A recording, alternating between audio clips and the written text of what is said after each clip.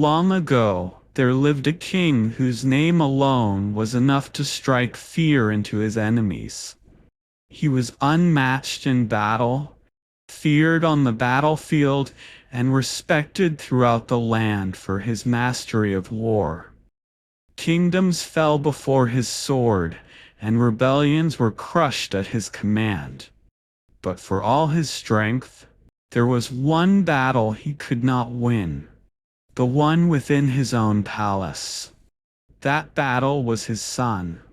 The prince was young, stubborn, and hopelessly addicted to comfort. He had no interest in discipline, no hunger for greatness, and no desire to prepare for the throne that would one day be his. He cared only for pleasure, rich food, long sleep, and endless entertainment. The king watched with growing fear. He did not need merely an heir. He needed someone wise, strong, and capable of carrying the kingdom forward after him.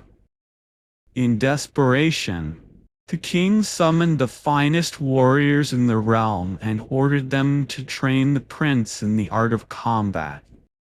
One after another, they tried and failed. The prince would appear, but only in body.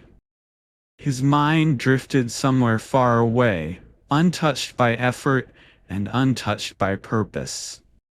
At last, the king's patience snapped. He stripped the prince of every luxury he loved. But instead of changing, the prince only grew colder.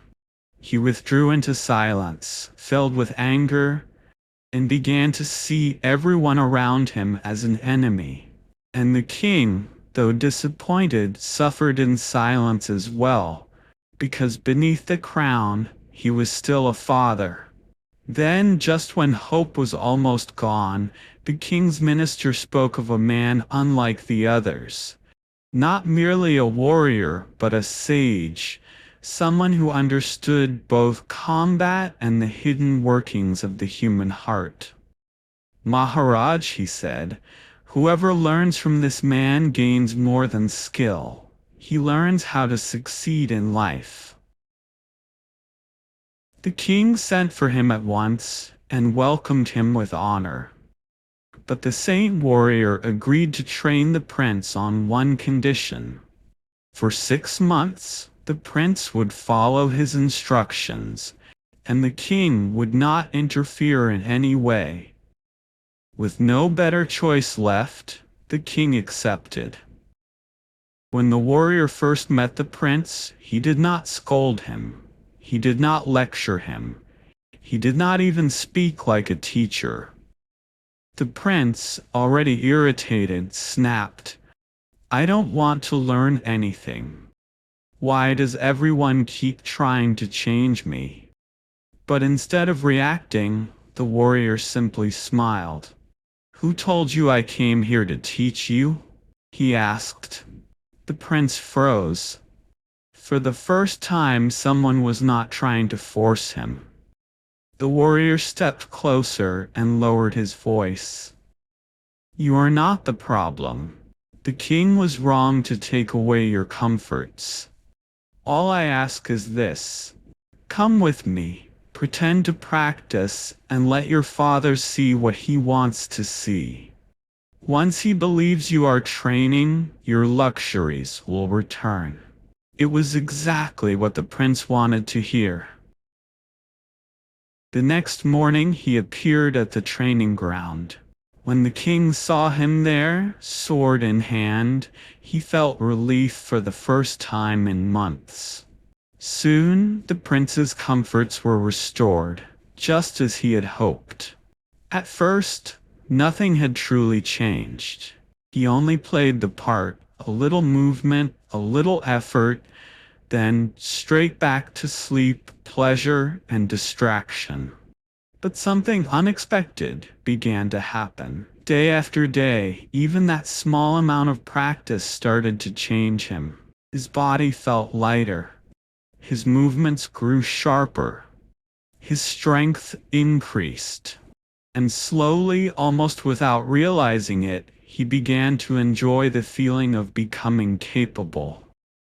One day, the king and the entire royal court gathered to watch.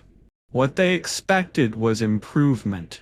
What they witnessed was transformation. The prince moved with balance, speed, and control. His sword flashed with confidence. Every strike carried focus. Every step revealed discipline. When he finished, the court erupted in applause. For the first time in a long while, the prince felt something stronger than comfort. Pride. Not the empty pride of status, but the deep pride that comes from earning something through effort.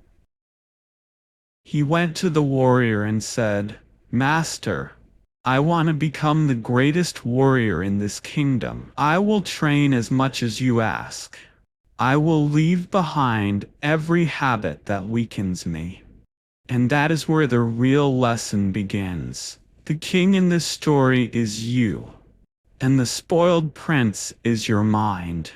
Your mind loves comfort. It craves easy pleasure, instant entertainment, quick rewards, and the effortless dopamine of distraction.